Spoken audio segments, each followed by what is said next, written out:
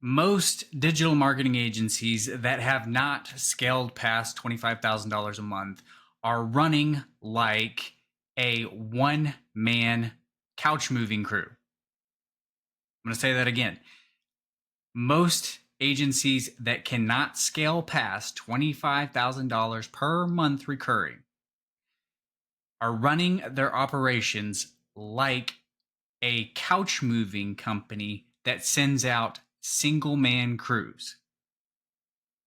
This is Craig Bond with Elite Results Marketing, brought to you by Elite Results Mastery, doing another podcast episode on all things digital marketing and the current condition of the gurus in the space teaching bullshit and agencies that are failing themselves, pulling their hair out, they're stressed, and the companies that they're serving are getting underserved.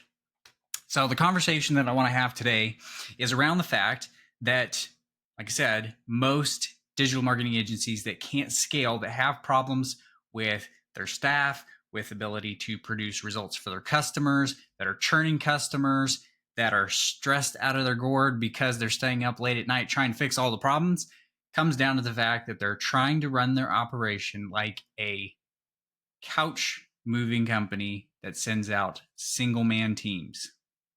What the hell do you mean by that, Craig? Well, pretty simply, I want to put out there from my perspective over time what I've learned scaling all the way up to $100,000 a month, having to strip all the way back down and repair my agency because I was that person. Now, I managed to scale, but my life was a living hell, and it was literally down to just pure elbow grease hustle culture that kept us going. And it was not sustainable. It was fucking miserable. And I would never go back there ever, ever, ever, ever under any condition. You could double, triple, quadruple the amount of money that was being made, and I still would not go back to that setup. So here's what I've learned and what I want to impart to you and have you consider if potentially this is holding you back from scaling. Maybe you're like $5,000, $10,000, $15,000 a month. You've started to put together a small team. You're starting to grow and you want to grow to $100,000 a month and beyond. But you want to do it the right way. You don't want to have miserable work hours. You don't want continuous churn with your customers. You want to be able to fulfill those services properly, right? You didn't set out on this journey to start a company that's basically a fraud, which is what the gurus are teaching. Go out, make a ridiculous offer, and then don't know how to fulfill it and hope that your contract's tight enough that you don't get a bunch of chargebacks. But again, that's not a sustainable model. So going back to the analogy that I came up with this morning, actually in the car on the way to the gym, and I don't know why I thought of this. I probably passed a moving truck or something like that. And it comes down to the fact that from my perspective, what is necessary to genuinely scale a team, to build a company, not a job, right? We didn't quit our jobs or start this endeavor to have another job. We wanted to create a business. There's some components that go into that, right? From the top down, I see it as you've got leadership, systems and process, team and culture, then sales and marketing. The gurus flip it upside down and they want to start you with sales and marketing. That's the number one focus, right? But that's what gets you into these problems. This is one of the problems I continuously had back and forth with my ex-business partner, where he was a natural born salesman. And so he wanted to sell, and yet not having the ability to fulfill on the back end does not create longevity within a company, right? I helped scale that agency to, I think it was $120,000 a month plus. And again, the conditions that we were under were just flat miserable because we had expectations placed upon us that we couldn't meet. We didn't have the right team. We didn't have the right systems and process, and it was miserable. So the analogy comes down to this. If you're a couch moving company, ideally you're going to want to have at least two people available, right? Maybe even a third person to like open doors and help you navigate and get around corners and whatever. But the analogy comes from this: trying to lift from one side or the other and leaving the other side dragging invariably is going to break shit. You can probably get it done. Like I said, we did scale to over $100,000 a month, but it was miserable and there were things getting broken in the process, mainly my body, my emotional well-being, my marriage, etc. I've talked about that to an extensive degree across social media. So if you're interested in that, you can go watch some of those videos. But it got me to a place that I was a borderline, no, fuck that. I was by definition an alcoholic. I had a marriage that was failing. I was fucking miserable. My hormones were all fucked up. I was 35, 40 pounds overweight. Not a good time. Okay. So the things that go into a digital marketing agency that can scale, again, from the top down, I see it as leadership, systems, process, team. We'll talk about leadership in a minute. And there's a component there that's absolutely mandatory to this little formula that we have going on. But I'm going to caveat that you aside, let's say you're a great leader. The two components that have to go hand in hand, there must be a marriage between are your systems and your processes and your team. Now, the reason that I stack in order of priority systems and process is if you have no systems and process, but you go get some fantastic A-player people, right? And let's say you're a pretty good leader, so you're able to recruit their desire to want to work for you, be behind the company mission, whatever. That aside, we'll just say we've got A-players that want to show up and do what you want them to. If you don't have systems and process, then you don't have a way to focus their energy into something that is productive. And so you're going to bleed that energy out. You're not going to be able to focus and harness it into something productive, something that you can leverage. By the way, if I didn't mention, we did that scaling with a 5-person team. We are now doing it the right way, and I'll share what that is, are scaling again with a 5-person team running 60 to 100 campaigns at a time. And it's because of the leverage that we have. But if you have no systems and process, well, these A players end up burnt out because they don't have expectations of when they're supposed to do things, how they're supposed to do things, and a KPI by which to measure their performance. If you just show up and you're like, we got this work to get done, and you continuously like, hey, figure it the fuck out, you are going to burn these A players out. 100%. Think about it. If you worked for somebody and you showed up on the job and they said, hey, I'm going to give you no training, no documentation, no system and process to follow. There's some work over here to get done. Go get it fucking done. How are you supposed to show up and understand what you're supposed to do? Now, you may be smart and you're like, okay, I'll go get it done. And you start getting it done. But then boss man comes along and goes, that's not how I wanted it. And invariably that's going to happen because the way I want things done and the way you know to do things may be two different things. There's an incongruency there. So systems and process, in my opinion, have to come first. By nature, that is where I leaned, right? So we're lifting side of the couch, another side of the couch. You got people over here, you got systems and processes over here. My default was to lean into systems and process. And the reason for that was I had almost a decade long of experience working for Walmart in a great big corporation. And one of the things I was really good at was automation. I loved automation. I love documentation process. I took a process so let me just recap for anybody that doesn't know. I used to work for Walmart. I started at a low data entry tech level position. By the time I left Walmart, after again, almost a decade working with them, I was a few months shy of a decade. I was a senior systems engineer for their mainframe. I was one of like 4 or 5 people in the entire US or world even that could do my job. And one of the things that I was tasked with was there was a monthly maintenance that had to be done.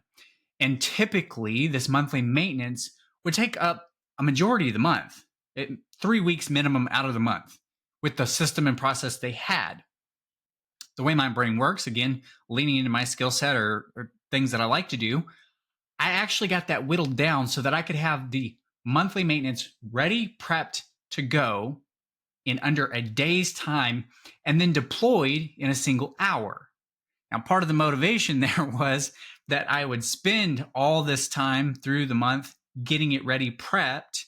And then when it came time to deploy, you had to deploy it at night because of the way credit card processing and stuff worked. And so invariably I would go to deploy it, and it would probably take 4 to 5 hours. Again, in the middle of the night, you'd start at like midnight or 1 o'clock in the morning, and so to get to bed earlier, I was motivated to want to automate this process to the point that I could. And so I got it whittled down so that I could have it all ready to go in a day, and then I could deploy it in a single hour. So I'd log in, hit a few buttons. I wrote some code, right, that helped me with that would automatically deploy this stuff. It decreased errors. Actually, one of the other reasons that I ended up automating it was one of these nights, because I was so freaking tired, I had a couple of typos in some of the code I was deploying, and it bricked the whole thing. And then instead of 4 or 5 hours, we were looking at 12 hours, and I had to drive into the office, and just really long sleepless night. And so I set out to fix this problem. So by default, who I am, I leaned into system and process when it came time for me to build my agency. And when I set out to build my systems and process, my thought process was, you know what? I'm going to do this McDonald's style. I want to be able to drag anybody in off the street that has zero fucking experience at what we're doing. A warm body will do. Put them in front of my documentation in the process, and they know exactly what they're doing today, right? What they're doing today, have the documentation to support it, have the resources to support it. And that's what I leaned into.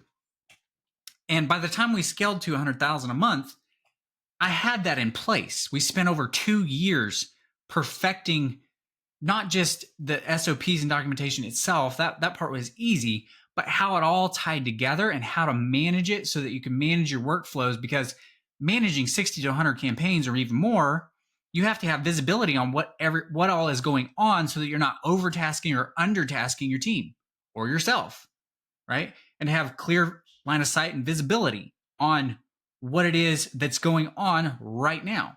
So you have expectations and you don't forget things. You're not missing things that your customers are expecting, so that you can communicate with them and let them know those things occurred, rather than they come along and they're like, I thought we were going to do this. And you're like, oh shit, that didn't get done. This is why you're churning probably. So I leaned really hard into that. And for the longest time, I could not fucking figure out why my team did not want to use these beautiful systems and processes that I put in place. I would continuously have issues with compliance. And I was actually coaching an agency owner just the other day, and that's exactly what he has, right? He's arguably way smarter than I am, runs an SEO agency similar to mine, and I will tip my hat that he's better at SEO than I am. I've seen how he writes his documentation. It's arguably better than mine, and ours is damn good, right? And he's got the same problem where he's having issues with compliance to the documentation. They won't follow it. So we started digging into that, trying to understand what's going on. Back to the couch analogy, he's lifted the one side, he's dragging the other, right? When we dug into the core of the problem is his team is not complying with the systems and processes he put in place. After analyzing why, there's a couple of key components. Part of which goes back to the leadership, and why top down, I think leadership, learning that skill set of leadership is one of the most important things you can do if you're going to run a business of any kind, digital marketing agency or otherwise. Leadership is one of the biggest skill sets that you can lean into and you're going to want to nurture if you want to be successful. And it came down to the fact that the systems and process he has put in place for his given project management tool and how he wants things done, he's not actually doing himself. And I asked him why. And he's like, because I don't have to. I'm the boss. No. Hold on a second. So you've made something that makes sense, that you swear up and down makes sense, should be done, and yet you yourself are not complying and doing it. You're not leading by example. If you want to tell a team to follow a process, you have to do it not just as good as you want them to do it. You have to do it 10 times as well as you want them to do it, right? You are going to lead by example. So that's issue number one. Issue number two, and I won't disclose who he is because of this fact right here, but I asked him, Hey, I'm just curious, like, how often do you like connect with your team and do you know what they want? And he goes, what do you mean? I'm like, you sit down and have like one-on-ones with them? Do you connect with them? Do you know who these people are? And do you know what they want? Again, going back to leadership, this is important. You want to have this connection with these people. And he's like, no. He's like, frankly, I don't give a fuck what they want. Jaw dropped. Now, this may seem obvious to you, and this is a harsh example, right? Maybe you don't feel like that. Maybe you don't feel like I don't care what they want. In fact, he went as far as to say, I fucking hate these people. I'm like, I get it. I get it. I've been there. Because again, I had systems and process and I didn't have compliance to the systems and process. I didn't have them adopting the systems and process. And I had the same feeling. I'm like, I fucking hate these people. I'm trying to build a business. Why can they not see? I have given them everything they need. I've made it so fucking simple for them to do it. I hate these people. I hate these people. You cannot hate these people. You absolutely cannot hate these people. You need to love these people because these people are what they arguably are the business. They arguably are the business. You don't have a business if you don't have good people, right? Now, there's caveats, right? We'll get down into the nitty gritty here. Number one is you have to have aptitude, right? Aptitude is important. If you've hired people that just are not, they don't have the aptitude for the type of task you're placing them in, you're not going to have success, right? I had a guy that worked for me, lovely gentleman, did not have the aptitude from a technological standpoint, right? I had another gentleman that came in at really smart SEO, but he didn't have the aptitude for time management. We'd assign him tasks. We talk about it at the beginning of the day. We always do a team meeting at the beginning of our days. It's usually like 5 to 10 minutes, and we just go over like what all we're working on. If we have anything blocking, kind of a Scrum type meeting, right? Which is something else that I adopted from Walmart. And we would talk about his task. He'd be clear on them. I'm like, do you have any problems? Do you need anything? He's like, nope, got it. We go away. I'd check in with him halfway through the day and I'd be like, hey, how's those tasks coming? You making progress? And he'd be like, yeah, I haven't started on them yet. I'm like, why? What happened? And he's like, well, I had to take the dog on a walk. And then when I got back from taking the dog on the walk, then I started washing dishes and blah, blah, blah, blah, blah. Before I knew it, it's lunchtime. So I had lunch and then now we're here and I haven't done any of those tasks. So aptitude from that perspective is also a problem. And then another key problem that I've seen over time, hiring, firing, is that some people have the aptitude towards the kind of task, and they even have pretty good task management skill sets, but their environment creates a problem, right? I've had some people that work for me kind of part-time, and some of those part-time scenarios have put them in situations where for the type of role it is, I really need them to kind of be available just at the drop of a hat, right? A lot of times with client communications, you don't know when they're going to come in or how they're going to come in, and you need a response back fairly quickly. Customer communication is really, really, really important if you want to scale an agency well. And environmentally, some of the people that we've hired have just not had the ability to, at the drop of a hat, go take care of that customer, right? Perfectly fine talking to people whenever they could. In fact, one gentleman that worked for me is like the absolute best at customer service, the absolute best at working with customers. He just didn't have an environment that allowed him to do his best for us. And a lot of that had to do with his time zone. He was based out of the UK, which is why we hire all US based citizens for the work that we do. Exception being writing. We do have some that are out of country for that. Usually European countries for that, and we have US based writers as well. But the point being that because of the different time zones and when he had expectations of like being, with his family or whatever, it wasn't conducive for him to do the work. Great at the job type, great at time management, just didn't have the environment that would allow him to be as useful or effective. So we want to have right fit for the job placement. But then there's a whole other layer or level that took me forever to understand, right? Because once you start putting the right kind of people in place, even rock stars, then you can still have problems. And a lot of those problems come from not having culture, right? And that's why I say team and culture, there's a paired together, building a culture where you can recruit these people to understand, see like how doing these things and doing them well lines up and actually gives them what they want. Arguably, leadership to a degree is a sales skill. And so some of what we've implemented that will be provided in the coaching that we offer at Elite Results Mastery is around having a system or process where you have yearly and quarterly meetings to talk with the team about what their goals are, right? Communicating with your team, understanding what their hopes, desires, dreams are. There's different ways to motivate people. And in one of my recent lives, I had a thought experiment that I think is brilliant to start applying. I'm going to start applying to more things.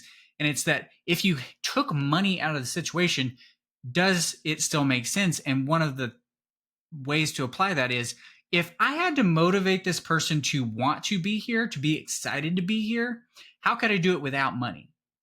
Right? You can't buy loyalty, right? Now, you pay somebody enough money, you can probably get them to do quite a few things, but there is a break point there. And I would much rather figure out how to motivate them to want to do the work they are doing and show up and be happy about it past just monetary means. This is what will produce longevity in your team, so you don't have churn in your team. It's how you're going to get them to work and communicate together. Maybe you're running a digital marketing agency where you have these people in a centrally located place. Like you guys all have an office and you meet and you work together side by side. Ours is all digital. Ours is all remote. And so building those connections and relationships where one team member is giving a layup to the next team member on their task, giving them the resources they already had open to make it easier on the next person, building that culture in is difficult. And again, this is something that will be being taught to an extensive degree, and providing systems and frameworks on how to do this is building that team culture to want to be there. And it starts with caring about these people and caring about what their goals and desires are, and then showing them how it's in alignment with what your goals and desires are for the company. If you get this part right, you then don't have a single man couch moving crew. You have a dual person couch moving crew so that you can pick up both ends of the couch. And the amount of work that can be done and moved properly, the amount of leverage that you get out of a team, a system, and a process like that, and the removal of the anxiety, the removal of the late nights, the removal of the churn of clients just goes away, and the doorway opens for you to grow to any scale that you want. The next limitation that you will come across is hiring, right? One of the things that I did that was also a stumbling block for me that I'll share with you, and I won't go into great detail because we're already at 20 minutes on this podcast, but was that I acquired people rather than hiring people. So building great hiring processes helps you quickly get down to these people that have the skill sets that you need, so you have the right fit, but also you get the right culture fit, right? And we've got a perfect test that we're going to share in our coaching program that will allow you to very quickly vet out people that will not be a good fit for your culture. We'll show you how to build the culture, and we'll show you how to vet people very quickly so that you don't waste a lot of time. And there's nothing worse than having someone that is not wanting to comply or be part of that culture. That is so toxic, and it will slow the rest of your team down. It will demoralize them to a point that you will lose a tremendous amount of your output. So it is important to quickly weed those people out. So most agencies are running like a single member couch moving company, and it's not efficient. And the way to fix it is to, number one, adopt this understanding that the number one skill set you can probably acquire if you want to be successful in business of any kind is going to be leadership. The next thing you're going to want to understand is how to build systems and process. We have a philosophy called the closed loop system. And what the closed loop system means is that there are checks and balances across everything that has to be done, so that systematically there's timing components, there's an assignment component. Aside from writing a great SOP and documentation, you want to make sure there's checks and balances to ensure that these things get done. And so we call it a closed loop process. You close the loop and ensure that this thing got done and done properly before moving on to the next thing, right? That's another thing that we're going to share in our coaching program is how to build these. And I don't just want you to copy paste our stuff. We're going to teach you for what you do, right? I run an SEO company, right? We mainly focus on website design, SEO, PPC. You may do Facebook ads. You may do TikTok ads. You may be creative design. You may be video editing. It doesn't matter. When we teach you this philosophy and we give you the templates for how to build these systems and processes, you will be able to create your own closed loop processes, which will ensure the work gets done on time, maybe even ahead of time, that your customers are being communicated with that it got done, so that you can grow and scale infinitely. And we're going to teach you, like I said, on the other side, how to build teams, build culture, how to use some of our hiring processes, which helps expedite getting down to that raw talent, and then figuring out relatively quickly whether they're also going to be a culture fit for your company. If you're interested in any of that, find me on social media, shoot me a DM. Doesn't matter how long ago you listened to this or watched this on YouTube.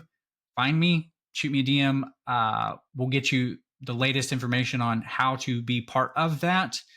If you're watching this relatively quickly, we're opening a beta group for 5 agency owners that I want you to come in, and we're going to test some of the curriculum before we launch it and open it up to the public.